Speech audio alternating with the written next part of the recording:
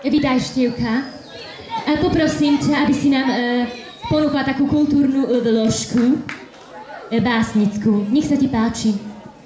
Ďakujem.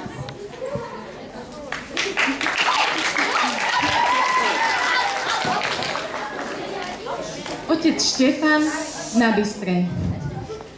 Skočil Štefan bystrým skokom, uškrnul sa pod klobúkom. Ústa sa mu usmejú, všetky deti tancujú.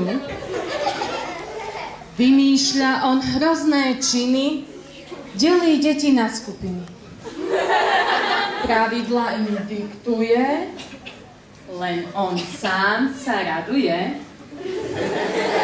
Prstom by som ukázala na tú hrstku detí mála, čo v skupinkách sedieť chcú a poslušne pracujú. Skupinky sú rozdelené. Animošky naše ctené najprv ťažko pracujú a potom si tancujú.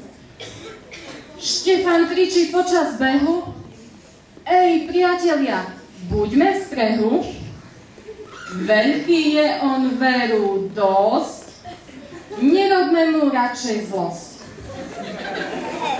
Pri bazéne každý stojí, skáču doňho veľký, malý.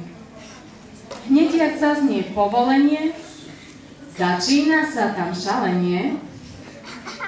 Čo zostáva nám, chudinkám, čo sa kúpať nechceme? Darmo 100-krát povieme, aj tak mokré budeme. A tak je nám známa všetkým pravda taká, že je Bystrá super, nech zostane taká.